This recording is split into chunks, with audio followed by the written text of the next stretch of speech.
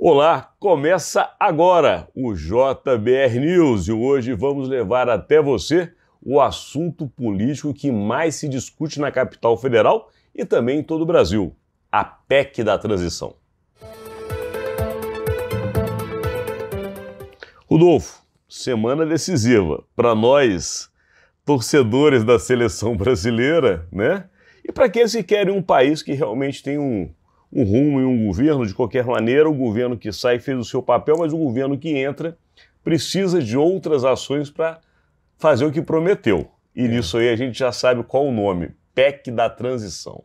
E nessa PEC, né, Rodolfo, a gente sabe que tem muita negociação de Congresso, especialmente, interesses únicos e particulares, mas que está previsto que essa semana inicie o processo de votação no Senado. O que você acha? É semana de mata-mata na Copa e é semana de mata-mata no Congresso. Boa. Enfim, chegou-se agora à fase decisiva, né? A PEC está para ser votada, o presidente do Senado, Rodrigo Pacheco, marcou a votação para quarta-feira. Inclusive está em reunião, enquanto nós estamos gravando este conteúdo para você, na casa do presidente do Senado, Rodrigo Pacheco, é uma reunião reunindo todas as lideranças. Exatamente. Então ele marcou, ele colocou isso na pauta.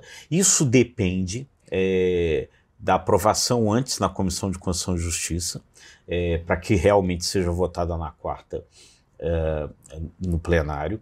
Então tem que passar ali primeiro. Lembrando que no plenário são duas votações. E aí tem que se votar em duas votações no plenário. Querem resolver isso tudo no Senado essa semana, para que possa ser resolvido na Câmara na semana que vem.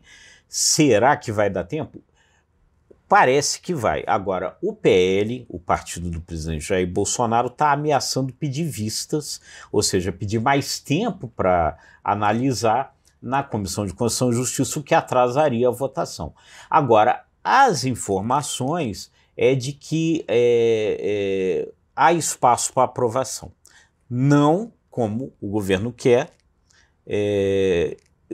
naquele meio termo, mais ou menos, que a gente na semana passada conversava aqui, que ela provavelmente seria aprovada. Ou seja, cerca de 80, 90 bilhões é o que a gente está aqui nessa nossa humilde mesa apostando que vai ser aprovado. É isso, e com o prazo de autorização para furar o teto, também na metade do tempo, em vez dos 4 anos de mandato, para 2 anos de mandato. Essa parece que é a posição mais provável a que deve passar. Mas como na política, Rodolfo, a gente sabe que tem muito profissional e aqui em Brasília, como a gente fala de seleção brasileira, que é a seleção dos políticos profissionais, a coisa não é tão fácil. Tem um bastidor aí para você. Na semana passada, o presidente da Câmara, Arthur Lira, se encontrou com o presidente eleito Lula. E nesta reunião, um passarinho me contou, e não é um tucano esse passarinho não, tá?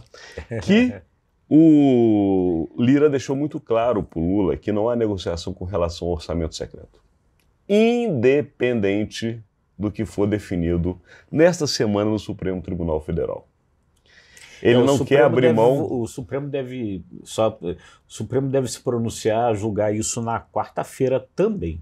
Ele não abre mão do orçamento secreto. E foi ponderado pelo presidente eleito que não só isso foi tratado na questão da campanha, mas que é um anseio de parte da população e que deveria haver, por parte dele, presidente da Câmara, uma flexibilidade. Lira foi duro e sabe qual foi a resposta? Presidente, o mesmo número e maioria que eu estou regimentando para aprovar a PEC da transição, aprova a PEC da imposição do orçamento.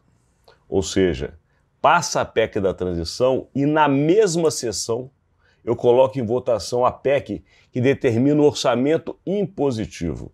E aí não há nem justiça para falar o contrário, que é uma PEC, e não há presidência da República para definir como tem que ser gasto.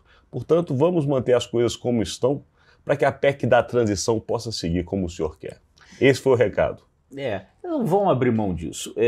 Semana passada, só complementando, quando eu conversei lá com o relator do orçamento, Marcelo Castro, ele disse uma coisa nessa linha, Alexandre, que o Congresso considera que isso foi um avanço nas suas prerrogativas, nas prerrogativas do Congresso com relação ao orçamento e não vai abrir mão disso.